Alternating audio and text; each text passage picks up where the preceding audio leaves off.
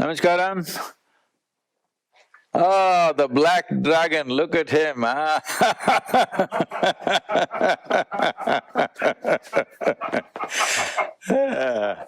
Vusi Thembekwayo. Am I getting your second name right? You got it perfectly right. Thank you. Wonderful seeing you.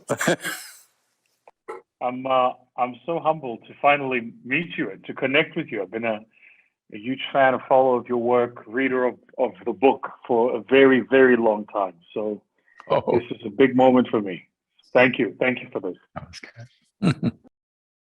Well, see, it's wonderful to see that you are making a difference in the economic condition of Africa more than your business ventures, the inspiration you are giving to the youth to take to entrepreneurship. I think it's most vital because the African tribes, right from thousands of years, they are not tribes of systemic excellence, but more of their own enterprise. Well, maybe the past enterprise cannot be compared to today's form of enterprise, but tribes were very mercurially enterprising in their own way. Today's enterprise has shifted to a different mode of operation. It's not tribal or intertribal, it is more international. That's a difference, but fundamentally the instinct and the wisdom of enterprise remains the same. Scale has changed, the geographical reach has changed, but fundamentally it's the same. So it's wonderful that you're doing this for your country and for the continent. Africa is very dear to me. It's interesting that you are. I mean, I love the comment and the way that you discern kind of over time how things have changed, right? And what I hope really is that we as Africans ourselves are able to understand that and are able to bring a different way of doing things into the environment we're operating in today without necessarily losing ourselves. Because I suppose the hard part about discovery of the new is which part of the old feels authentic and which part of the old do you keep. And as you discover the new, what do you let go and what do you unlearn? And I suppose there are no correct answers to that, only the questions. You should never hold on to the past. You should only stand upon the wisdom of the past. You should not hold on to it because activities of yesterday, what was wisdom yesterday could be foolish today. Sure. So we should never hold on to it. I know this has become a fad. Wherever I go, people say, Sadhguru will bring ancient wisdom. I say this is contemporary wisdom, because wisdom should work. Ancient wisdom means it must be chronicled, it must be archived, not practiced. Well, the ancients also might have seen something relevant to their times. Some things of the past could be relevant to us because fundamentally we are still human, we have not evolved into something else, all right? So, we're still human, situations have changed. So, wisdom is a combination of our own realizations and situational practical action put together. Realization may be idealistic, absolute truth, but wisdom is a kind of integration between present-day realities and the ultimate truth. If these two things don't integrate, you can only sit in a cave, be blissful and bless people. If you want to be active in the world, you need to integrate absolute truth with today's reality, otherwise you cannot function in the world. Sadhguru, can the truth ever be absolute? Truth is always absolute, reality keeps changing. What's the difference? The difference is you can paint your house whichever color you want today, But the foundation remains the same. Okay. Okay. And I mean, one of the questions just considering this conversation is one of the questions I was really thinking about. And it's interesting you mentioned this idea of absolute truth. I wonder if the world today is ready for the truth, whatever that truth might be. And I'm not sure that the world is. And the reason I ask that question is because I'm not sure how well each human being is versed in their own truth and how ready they are to receive that truth. There's an old expression that says, the only thing people hate more than the truth is the person who dares to speak it. So, You're telling the wrong guy. I've faced all of it. that's where I was going with this. That's where I was going with this. I mean, one of the just at a personal level, one of the things I just watching you from a distance, one of the things I love about how you traverse the space is you have this incredible ability, it appears, to float over the ephemeral, the stuff that's trendy and poppy and next. You just you float over it, but it's seamless. And then when you release a book, the book lands and it captures the zeitgeist, the moment. It's and it immediately goes to #1 bestseller. And one of the things I was wondering, and I wanted to ask you this question as a person who battles with their own truth, by the way, and that's where this question is coming from. It's me musing to myself, because there are truths to myself, about which I'm not sure I'm necessarily willing to confront. Let me correct that question first, Vusi. The thing is, you said is the world ready for truth? World will never be ready for truth, because the word world is not true. Because only the individual experience is true. Only you exist. The world is just a word. That is because you don't have… See, do you call your children the world? No, you call them by name, because you have the time and attention for those individual lives. So you call them by name. They are people, all right? They're individual people. When we use the world, we don't have the necessary span of attention nor intention to pay attention to that, so they are just one world, all right? So, world is a psychological manifestation in our minds. Actually, there are only people. People are people because of individual experiences. Are individual experiences truth? No. Individual experiences is psychological realities in which they live, social realities in which they live. So that is not the truth. An individual is capable of experiencing truth, but individual as a person is not truth. The world is not capable of experiencing truth, but it is the truth.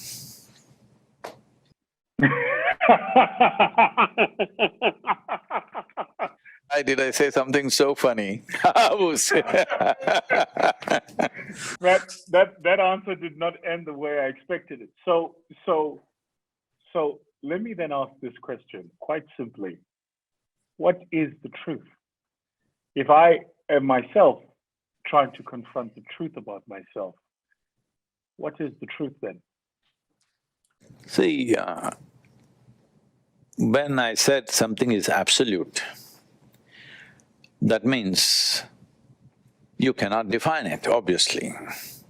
If you give a definition, it becomes a small piece of something, right? You can define something which has physical boundaries. You cannot define something which has no physicality to it, no boundaries to it. So truth is not something that you try to define and philosophize. Truth is something that you experience. How do you experience truth? The important thing is, if an individual human being, instead of busy making conclusions about everything in the world, if they just sit here, looking at what is it that is making you make the conclusions, what is it that causes joy in you, what is it that causes misery in you, what is it that you like, what is it that you dislike. If you look at these things carefully, you will understand in how many ways you have set up prisms of confusion in your mind. You set up a prism, suppose I hold a prism in my hand and look at you, you will look very funny, you know. You will look somehow distorted. So I hold a prism and I think, Vusi is a funny-looking guy. Well, this is my problem, not yours, isn't it? So like this, we have set up multiple prisms in the vision of our mind, where everything is confusing. And now we are thinking, how to find the truth, how to find the truth. No, you need to clean up your faculties. How you see, how you hear, how you smell, how you taste, how you perceive needs to be cleaned up. Truth is not something that you try to see. You just clear your vision, then you will see. Where I'm not sure how much you know about my country, South Africa, but we've had a phenomenal time since Nelson Mandela was released from prison 27 years ago. Both highs and lows. I mean, really high highs. We've had people coming together, the spirit of what we as African people call Ubuntu, which is the idea that I am because you are. So whereas in some European cultures, they say, I think, therefore I am. In the African culture, we say, I am because you are. So my definition of self is an expression of your existence. But even in this incredible time, one of the things I've noticed happen over time is because we are a young country, a young demographic, a young population, we're constantly trying to find our identity. And in the quest to find our identity is the battle for whose identity is more true than whose. So what is the archetypal man? What is the archetypal African man? What is the archetypal African Zulu man? What is the archetypal woman? And in the midst of all of this, what we have done is we've created very unrealistic archetypes, and people are trying to live up to an idea that doesn't exist. And this is the question I wanted to ask you. If you dare step outside the ideas that have been created and have become socially acceptable, you become a pariah. I'm talking to the choir here, but you know that once society has created an idea, if you step outside of it, society is going to punish you for it. And of course, there are kind of two responses. The first is, disappear.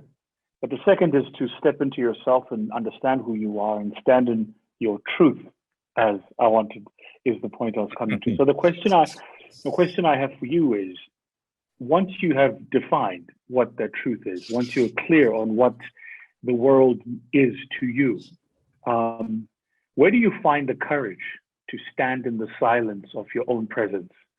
Because you're the only one that's there, really. The minute you step outside of society, it's a very lonely place. Should I answer the question or should I clear up the question? Both. So let me start with the question before I answer. You talked about the European idea of I think, so I am. A simple question, is it because you are you can think, or because you can think you are? Which is true? You know the answer. No. What do you mean? Because… only because you can exist, you can think, right? Not because you think you can exist. So I'm saying if you are so lost in your own psychological realities that you fancifully start believing that your psychological reality is real, your psychological reality is just your drama, there's nothing concerned with reality there, okay? It is your psychological drama, and you start thinking, right now human suffering is all invested in this, that people think their psychological creations are bigger than the Creator's creation. That is the problem, essentially, that's all they're suffering. That's the only thing human beings are suffering. Their psychological creations are larger and more significant than the cosmos. That's all their problem is. One knock on their head, their psychological reality will evaporate, all right? I'm saying this is not truth, this is just your drama. You've gotten so engrossed and invested in your own drama, you just forgotten that there is a reality called existence. Now about what you said about the African people, you are, so I am. Well, this is a very social reality, this is a way of acknowledging another human being, how we as human beings are not designed in such a way that our individuality is absolute. We have to interact, we have to be together. This is a more peacemaking in the society. This is a more, I would say, social wisdom. Nothing to do with truth per se, it's a social wisdom. You recognize, acknowledge that everybody around you is important, without them you really are nothing. And it is also a way of engaging and involving yourself with other lives, because this is not only to human beings. You may say this to a lion or a giraffe or a tree, saying, because you are, I am. It's a wonderful way of recognizing the contribution of every other life to our lives, but that's a social reality. So having said that about African man trying to create his own image of himself. But see, Africa is a word, it is a geographical piece called a continent today. But in reality, as historical reality, if you look at it, Africa must have been 10,000 tribes or more, I don't know the number, but I'm just saying. Because I discovered in America, there still are 500 nations within United States of America, Native American nations. So in Africa, it must be at least 10,000, I'm just imagining. I do not know the exact number, it could be anywhere, 5,000, 10,000 tribes. So they all lived in their own realities, their own practices, probably their own languages, their own rituals, their own identity, essentially. So today, because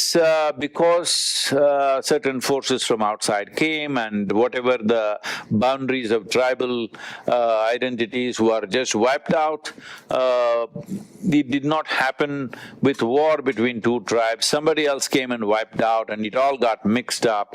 Maybe even a Zulu doesn't look like a Zulu anymore, or in the Masai Mara, the tall people, a lot of them are short and fat these days.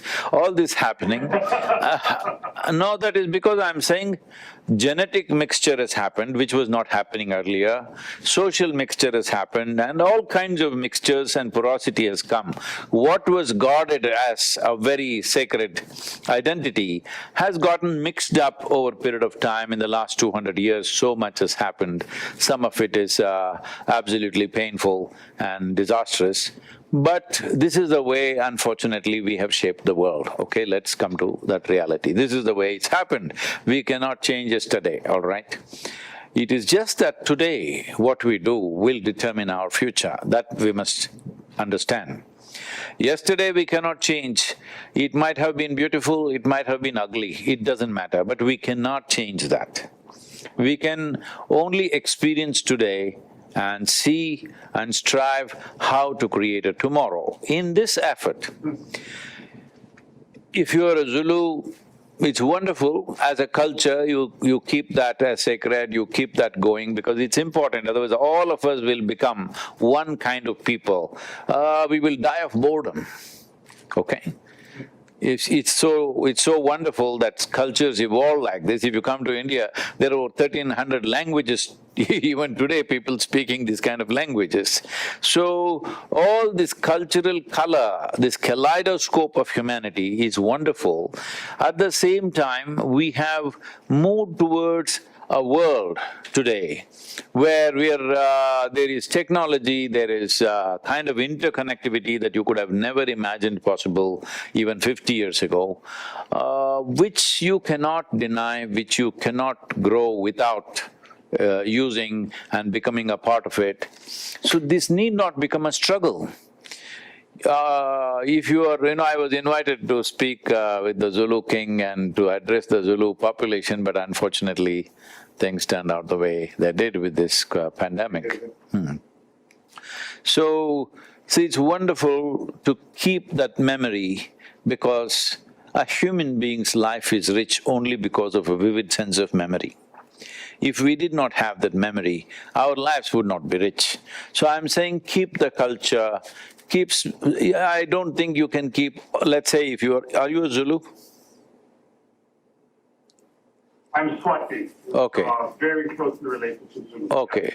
So let us say whatever the proud moments of your culture is in your memory, it remains an inspiration. But don't try to practice all of it today because those things were practiced at a certain time, in a certain atmosphere where it was relevant. They were doing what was relevant.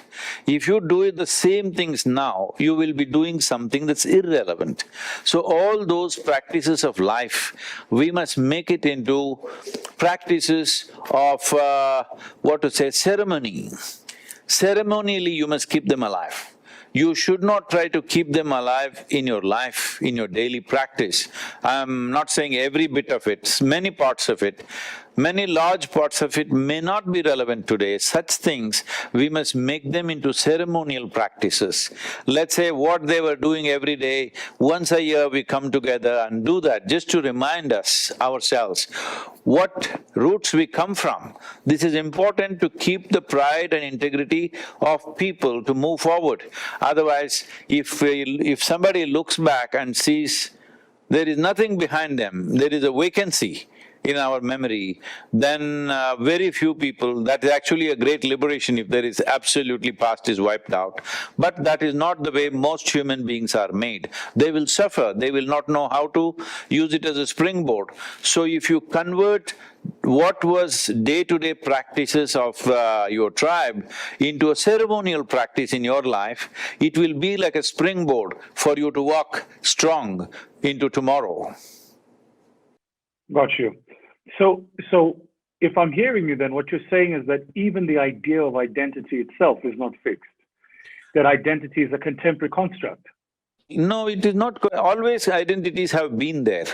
But what was a tribal identity, today you're trying to make it into a national identity, or now Africa means a continental identity, or we are pushing towards a global identity. Global identity does not mean all of us should paint ourselves white or black. We are different colors, we are different this thing, it's fine.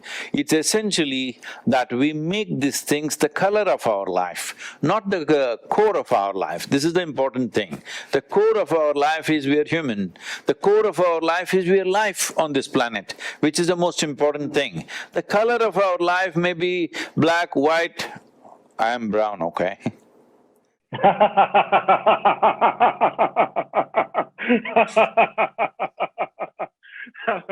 Technically, we're both brown, but okay. That's good. I wanted to ask you something. I watched one of I thought it was a fascinating episode. You were cycling, you were on a motorbike through the United States, and you stopped at what appeared to be this outback, beautiful Native American town. And you were looking at, it must have been like a hill, and just talking about wisdom. And it touched me because where I'm from, we have a very strong connection to our past. We believe that those who passed before us leave with us a body of wisdom that never ages. And in each community, some of us are selected to access that wisdom, right? We call it, ancestors, and it's a form of spiritual wisdom, really. And what I wanted to understand from you, because I found that episode absolutely fascinating, was what is that bridge between what the old people knew and what the young people are trying to learn? It appears to me as if there is a set of lessons we are yet to go through that those who've been before us have been through. And I mean, you spoke about it. You spoke about it so well in that recording. I thought it was just such a powerful idea. What do you think?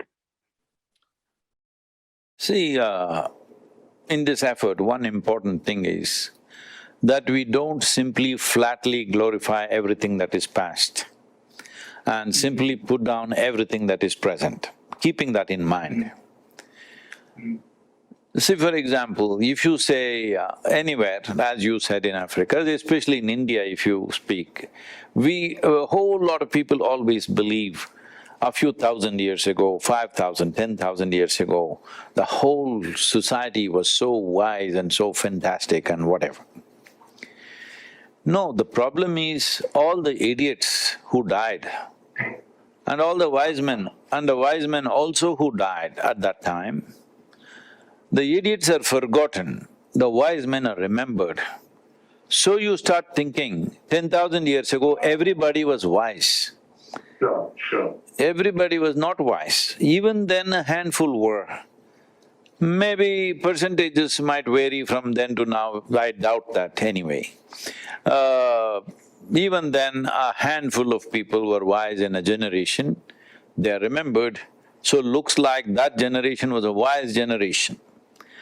Today also it's the same reality, a handful of people may be seeing things the way it is, rest of the people, their wisdom comes from Google, it's not bad, it's informative.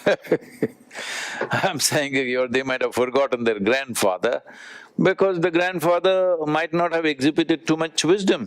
You might have loved him, that's different. He might have been nice to you, that's different. But may not have exhibited too much wisdom. So, not that every grandfather, every forefather was wise and fantastic, no. Even as today is, even then it was. So let's not simply glorify the past and try to simply put down the present, because this is the trend that I am seeing. Where is this generation going? These bloody idiots, what are they doing?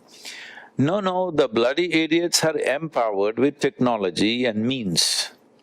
Even then there were bloody idiots. If there was a bloody idiot in your Zulu tribe, all he could do was throw his spear at somebody 1,000 years ago. But today if he's there, oh my God, he will internationally blabber all over the place on the social media, okay? That's right. That's right. There are a few of those. Quite a few, believe me. So, I'm saying the impact seems to be more simply because the means is high, Everybody is empowered. So, what I want everybody to remember, I'm right now in the process of nurturing this movement called Conscious Planet. Vusi, you must become a part of this, because what I'm seeing is, see, many great beings have come upon this planet, no question. But when they spoke, hardly 10 people could hear. Just look back and see, Krishna, it's such a glorious, spectacular being. When he speaks, after much waiting, he speaks what? To one man, and that man has hundreds of questions. Shiva, you cannot think of another being like that, wisdom beyond all human capabilities. When he speaks to his beloved wife, she freaks him with thousands of questions. And like let's say Jesus, he tries to speak, all he gets is 12 people and one of them freaks on him anyway, all right? So I'm saying this has been the way of humanity in the past.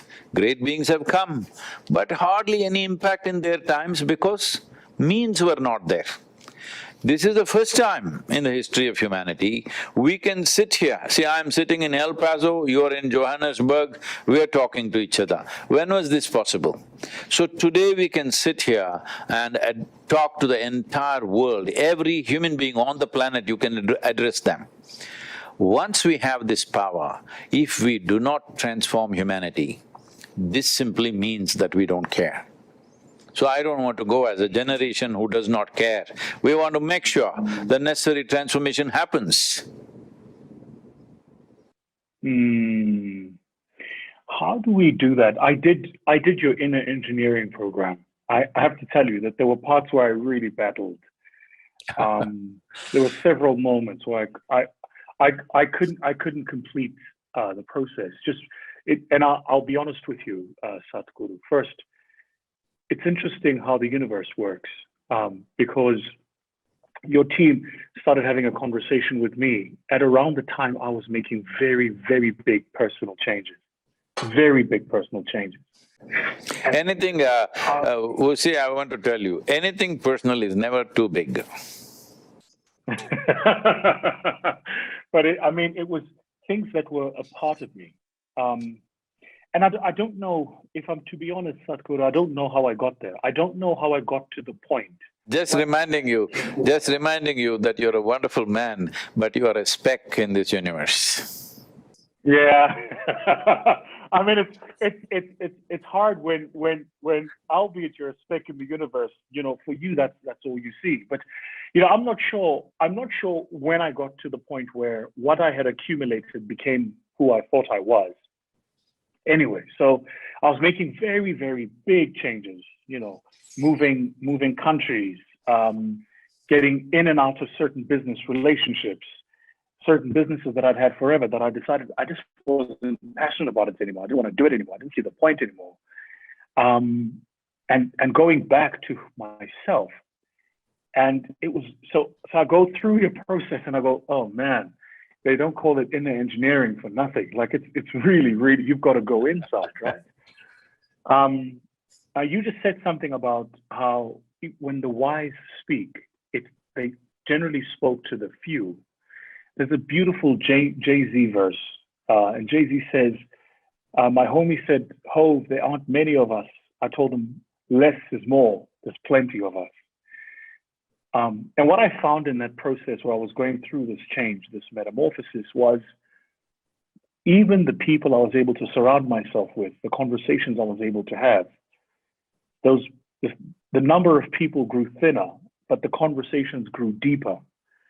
And I suppose the question I'm asking is that just the natural course of who we are as human beings? Does it follow that for you and I to have a real connection and for you and I to do work of real meaning, there must be fewer of us, fewer disciples, but depth of message? Can we truly transform the world by touching millions of lives and turning ordinary people into disciples of something great? I would say both have a certain element of reality in it. Without a few very committed people, you cannot do anything significant. At the same time, the few committed people, the purpose of few committed people coming together is to impact the larger humanity. I must tell you the journey of how I built this organization that we call as Isha today. In the first 20 years of my activity, as a rule, there was no publicity of any kind. We did not print a brochure, we never put up a banner, we never took an advertisement. At 20 years, almost ran like a secret school. This is the time I really built the organization, that I made sure this is a very strange thing for people, probably especially those of you who are in business. I made sure that we don't have money. Even if money came, immediately we, spend it on some project or donate it to something so that we don't have money. Because I was very clear that if there is in the beginning, if there is a lot of money, then the kind of people who come to you is not the kind of people that I want to be with. So, we kept the foundation very bare minimum. Bare minimum means extremely bare minimum, where even daily food was a real struggle. I intentionally kept it this way, so that the people who come are coming for the right reason. It is not for comfort, it is not for convenience, it is not because their life is, their survival will be taken care of. I did not want such people. I wanted people who are fiery, who are willing to burn themselves up if necessary for what they see as the right thing to do. So I got hundreds of people of that kind.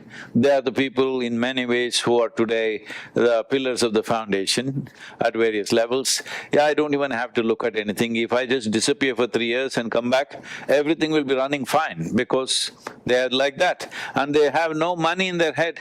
If you show them a mountain of gold, they will think what projects to do. They will not think how much to grab, okay? Yes, that's the kind of people I have, which is fantastic, which is the best thing around me, all right, these people. So now we have that. Now we need people, we need to reach, we need money to reach people, all kinds of things, which we are making efforts to do on all levels. So I'm saying, taking stands like this, see, do not try to structure your life on a slogan of any kind. This is it, that is it, there is no such thing. The way it works is it, all right? This is not it, that is not it. You must be on the ball every moment. One day it may work if you're playing football. You're what, a cricket fan or a football fan, huh? I'm a big football fan. Football fan. So one day when you score against a certain team, against a certain type of players, against a certain kind of goalkeeper, and maybe kicking it powerfully, the ball went in. If there's another set of very energetic defenders and goalkeeper, powerful kick may not go, a gentle lob may go into the goal. This is something you decide on the ball. You don't say, powerful kick will go in. Oh no, you may hit a wall all the time. So, I'm saying action is not to be determined beforehand. If you use slogans to structure your life, you will determine your action beforehand, which means it's a prejudiced action. Action should never be prejudiced. You are open to the given situation, according to the situation you act. Because people have such prejudiced set of actions in their head, they're unnecessarily suffering during this pandemic, all right? If those who have lost lives, it's very unfortunate. And I must say, many people have lost lives because many of us who are alive have not been responsible, all right? So, because we were doing things one way, we want to do it the same way. This is my life, this is my life. Your life is not in your actions, you must understand. Your life is in the way you experience it. Action is according to the situation. Action is not even about you, it is about the world we live in. Today how the world is, that's how you must act. Tomorrow if the world is a different place, you act differently. But how you are is determined by how you experience life, not by how you act. See, right now, I'm a mystic, yogi, guru from India. I must be sitting like this somewhere and blessing people, doing things. No, I'm driving a truck. People are looking at me and they're wondering, wow, this is Sadhguru driving. I'm driving a truck across America. Right now, I'm in El Paso, living in a truck, all right? It's already been what, 12 days since I left, and still there are many more days, nearly a month, that I'm living in a truck, surviving by myself and driving across America. So, is this the way a guru should live? No, this is the way he lives because there is pandemic, he doesn't want to enter hotels, he doesn't want to stay in anybody's homes. So he is staying in a small camper, cooking his own food and surviving. Of course, you have to manage the truck and drive. Every day I'm doing like 700, 800 miles per day and still doing all the webinars, all the interviews and the works.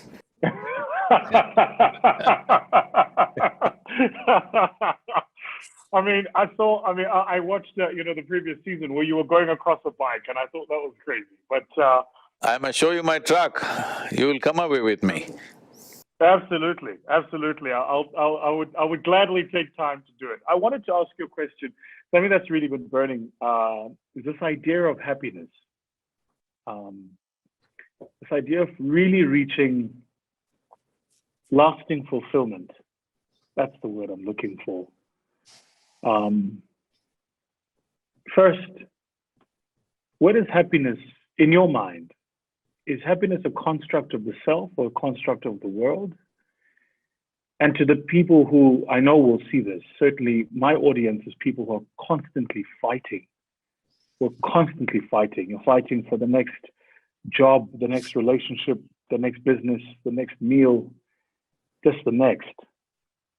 And we never stop to be happy. Is there such a thing as happiness? Can human beings ever reach lasting fulfillment? You know, this happened. One day Shankaran Pillai met an old college friend. It's been 25 years. And this friend of his has done well for himself. He's been successful in the world. Shankaran Pillai has done okay. Of course, old friends met and slowly after having a couple of beers, bragging match starts. Bragging match started and the friend said, I started a tech company and I just sold it and I got $6 million. And I'm really successful and wonderful. Well, Shankaran Pillai had nothing to say to match this brag. Then he said, $6 million, what good is it? But I'm really a happy man, I'm fulfilled because 6 months ago, I just had my 6th child, so I'm fulfilled. The friend said, come on, 6 children is a lot of trouble and everything. You know what? I have a Ferrari. I'm living in a large home. I have everything that I need. And you saying you having 6 children is better than that? So Shankaran Pillai took the repose of a wise sage and said, see, you may have $6 million and of course you're hankering to have more and more. I have 6 children, I have no desire to have any more. Wow. Wow.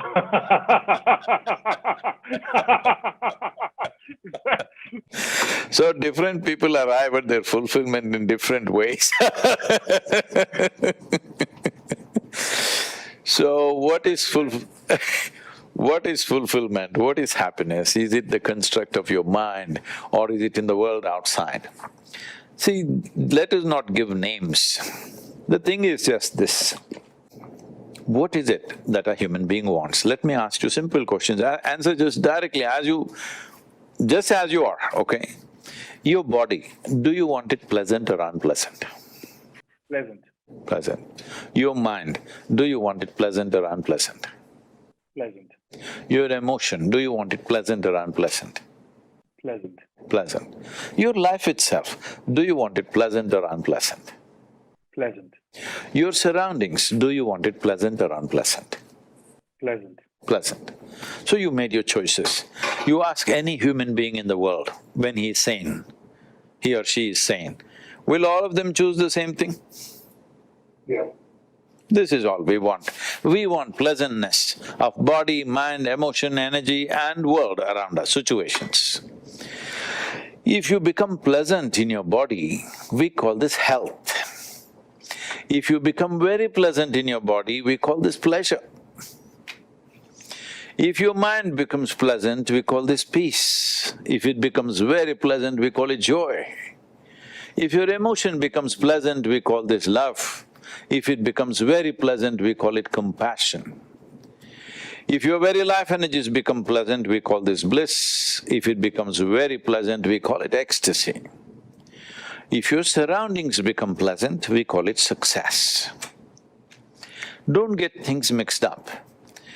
To make your surroundings pleasant, right now you're at home, to make your surroundings pleasant, you need the cooperation of your wife, your children, people who work for you, otherwise life can become unpleasant.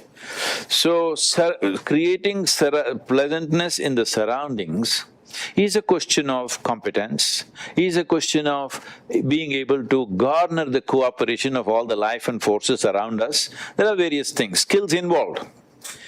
But to bring pleasantness to your body, to your mind, to your emotions and energy is 100% your business. There is nobody else involved in this, isn't it?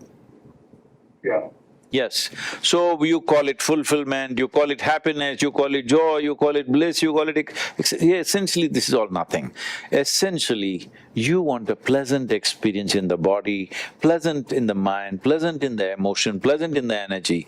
This you can do 100%. This is what inner engineering is about.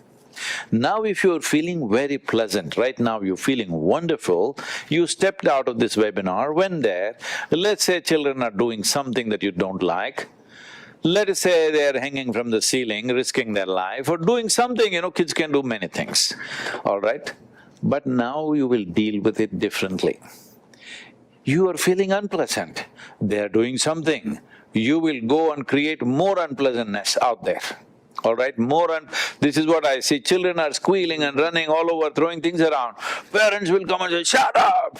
This is even more unpleasant than what the children are doing. So I'm saying about creating pleasantness in the world around us, it is a continuous job, we have to do it continuously. There will always be people who will be throwing unpleasant things around you, but you need to constantly work because you want pleasantness around you, not for any other reason. You want to live in a pleasant world, so you keep doing that. But pleasantness of body, mind, emotion and energy is 100% your business. If you do the necessary inner engineering which you gave up halfway, that can be achieved. Pleasantness of mind, body. I mean, that's alignment, right? Is that possible? Can human beings ever really get aligned? Mind, body, spirit, everything? You think I'm a computer model or you think I'm real? I think you're real. I mean, I know you're real. Then it's possible. Then it's possible. But I tell you why I'm asking this. I mean, it seems to me that the world is built so that you have different conquests that strain different parts of being a human being, right? So right now I'm busy in an academic endeavor, which means my mind is being expanded. But I start every morning by going to the gym for an hour, 15 minutes, just to make sure that my body is, at the very least, keeping up with this expansion, this growth. But then so where do I go to feed my spirit and my soul? And once I achieve it, how do I make sure that my life partner achieves it? How do I make sure that my partners in business achieve it? That this constant alignment. It seems to me, Sadhguru, and I would love to get your wisdom on this, that most conflicts, especially in close relationships, are just a function of misalignment, actually. That you start off together for whatever reason, and then parts of you shift and grow apart, and then you lose each other. It happens very often in business. And sometimes one of the things I've noticed is that the shift was always there. You just chose not to pay attention. They didn't share your values. You just chose not to see it, right? So I suppose what I'm asking is this idea of alignment achievable? And if it is it achievable for more than one person in a relationship?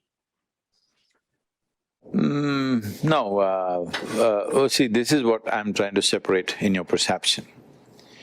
What is happening within us and what is happening around us are two realities.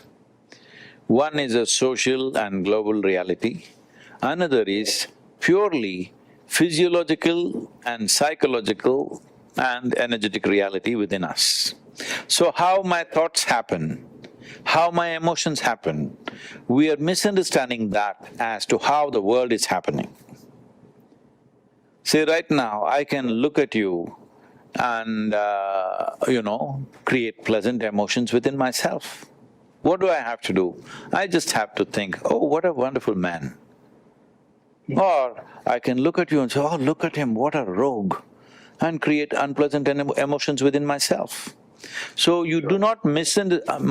my pleasant emotions, my unpleasant emotions have nothing to do with you. Maybe you're not a wonderful man, maybe you're not a rogue, maybe you're none of the things that I'm thinking, all right? But this is my psychological reality. When I misunderstand my psychological reality as your condition, then I will be always making these blunders throughout my life. So this is the fundamental thing we need to set, that inner engineering means this, that you align yourself. See, do not talk about things which are not in experience. You said spirit, soul, whatever, there were a few more words. Anyway, let's leave that. The only things you know is you have a body, this for real, right? This for real, which is going to the gym every day. I would suggest something else more better than that. But this, you have a body, you have thought, you have emotion. To make these things function, you have energy. These are the only four realities which are in your experience. Rest is all your imagination, including the world. Including the world. Because right now, you think you see me. No, no. You see me not here or there somewhere. You see me only in the firmament of your mind, isn't it? So how will you see me? You will see me depending upon the shape of the screen that you have, accordingly you will see. Sure. If your screen is flat and smooth, you will see one way. If your screen has distortions, you will see it another way, whatever it is.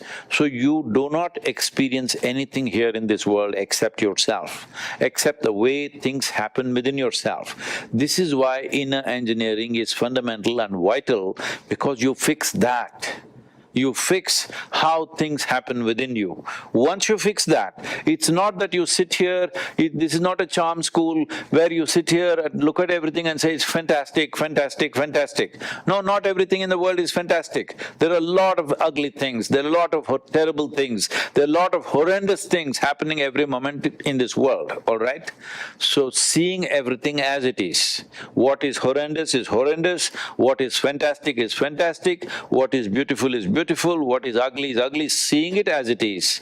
But you are in a state where neither the beautiful nor the ugly changes the way you are. You experience the beauty, you experience the ugliness, but it doesn't change who you are. Who you are is well established, not on the basis of your identity, but on the basis of your perception. Right. Sadhguru, I had a question to you about karmic energy. One of the things, I mean, for me, and I know it to be true for several other people, so I'm going to ask you this question. One of the things I've noticed is the minute I'm crystal clear about something, the universe will serve me the opposite of it, like a temptation.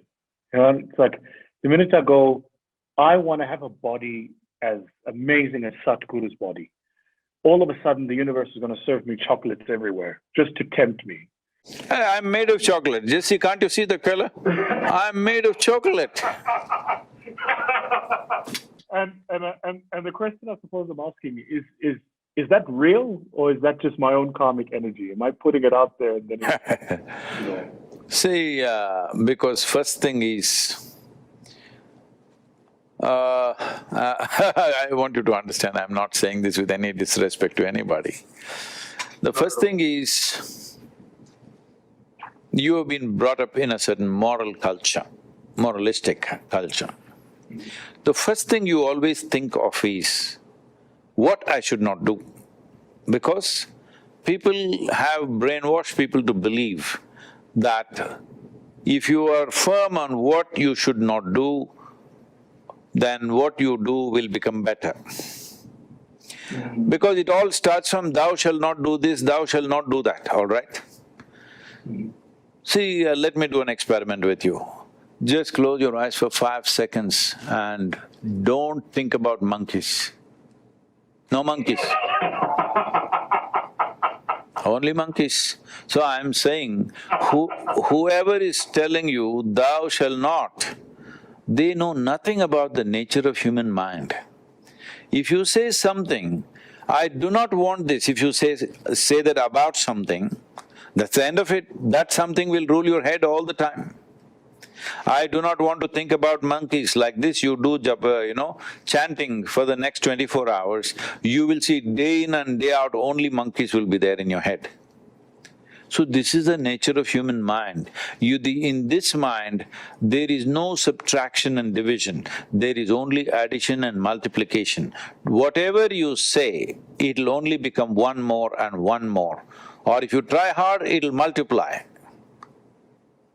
You can't take away something because you say, I don't want to do this. It is just that when you were a child, maybe lollipop was your highest ambition. Hello? When you are probably a 2-year-old child, the whole desire is, how can I get that red color lollipop in my mouth? That's all. Now, when people grow up, they change the shape and form and color of the lollipop, but still all they're looking for is a lollipop. So this has to change.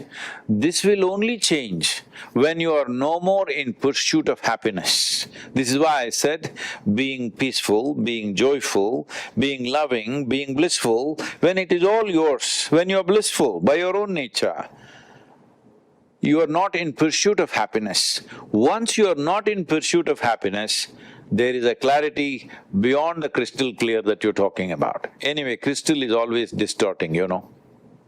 That's true.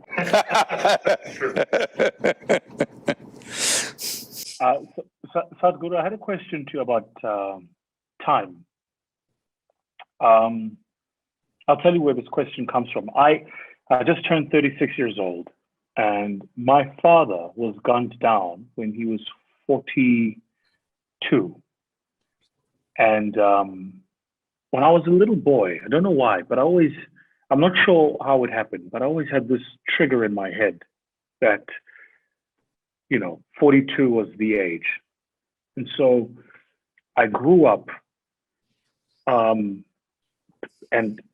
became personally very driven and very motivated. And by God's grace, really, God's grace, I've been able to achieve a lot of things. And my growth has been accelerated purely because I was chasing this time. As I've gotten older and the closer I've gotten to that time, I realized I'm not sure if that time is even real.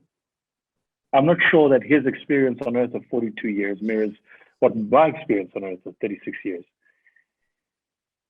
And then I look at, you spoke earlier when we started our conversation about social media and how instant things are and how we're getting things immediately. You want to buy something now, you go on your phone and you can buy an item from the opposite end of the world and it lands at your doorstep 24 hours later. And so there's been a distortion of this thing called time. But you know that the only true way to achieve mastery is to dedicate real time to something. You spoke about 20 years of your life that you committed to building the foundation, which makes sense because that's why the Insha Foundation is what it is. It's because you spent 20 years building the foundation. For those of us like myself who are still chasing time, how do we step outside of that? How do we live outside of that? How do we recognize the wisdom that you must have known when you started Insha Foundation about things existing beyond simply our physical understanding of time? Well, that touches many things, but let me not go into all those aspects now. To put it simply, Vusi, the important thing is this. Say the unfortunate incident of you losing your father when he was 42. Well, those were times when lot of men below 42 also shot or killed or whatever else, all right? Yeah. So do not take that as a way of the future, all right? But at the same time, if you strongly create an image of that in your mind, you may manifest it. Don't do that. It's very important. You dislodge that image in your mind, that you take that away. Yeah, you must make the necessary effort. If it's a very strong image in your mind and it keeps coming back, your actions, this is what karma means, your actions will be controlled by that image. And unknowingly, you will be doing actions which are driving you towards the image that you have created. So it's very, very important you break that image. There are many ways to do that. I will be always most willing to assist you in that. You must break that image, otherwise you'll drive yourself towards that image. Please don't do that, okay? Having said that, about acceleration of time as we know it today, in terms of our experience, not just about shopping, about everything. So, the impatience is not because of time, the impatience is because of our mental condition. You know, I was flying a direct, this is a year, 2 years ago, I was flying from India to United States in a Air India flight, which is direct flight. I know all the pilots and the crew and everybody, they want to talk to me, so they come and sit with me. So that pilot, they have two sets of pilots because it's 16-hour flight. So he says, it's a very long flight, Sadhguru, it's really hard, all that. I said, it looks like you have very short-term memory. Just 100 years ago, if we had to go to United States, it was a 90-day trip on a steamship, okay? And they served lousy food, I'm sure, and everything else. Today, in 15 hours or 16 hours, you're landing in United States, I'm not going to complain. Maybe tomorrow there'll be another plane which will take you there in 4 hours or 5 hours, they're claiming it's going to happen sometime soon. But I'm not going to complain because I have a long memory. I know how it was 100 years ago. I know how it was before that, that you couldn't even ever think of going. Now we are getting there in 15 hours in a plane which is so stable, you do not know whether it's flying or sitting in a place, all right? And though I don't eat all the airline food, they keep coming and knocking, Sadhguru, eat something, please Sadhguru, that this is very nice, that is very nice. Well, this is like being in a restaurant. So I'm not going to complain. I said, don't complain because you do not know the value of being born now and the time that we have. Every time, historical time has its own significance. Ours has a certain significance where, I don't know, recently somebody brought one motorcycle to me and said, Sadhguru, you must autograph my motorcycle. I've been autographing motorcycles and the guys are selling it on the Facebook for a premium price. So I said, see, I wrote on this motorcycle, which is a very fast one, I said, speed crushes time and space. Let it not be your bones, that's all, you know. So speed crushes time and space, and it's important because for what potential a human being carries, the time that we are allotted, if it's 100 years of time, it is too little. It is too little for a human being who explores the depth and dimension of what a human being is. For one who does not explore this, one who makes themselves miserable and insufficient, life, this 100 years of life looks too long. How many thousands of people or hundreds and thousands of people a year are committing suicide because they find it's too long? It's too long for the misery that they are in. So we need to understand this. Time is a relative experience. Your impatience is not about time. Your impatience is a certain psychological condition of insufficiency. If you feel, absolutely equanimous and stable within yourself, if you fly a jet which flies across the world in 3 hours, we are fine with it. If we have to walk, taking 12-15 years to walk across the same distance, we are fine with it. Because it's not about time, it is not about distance, it is about our mental condition.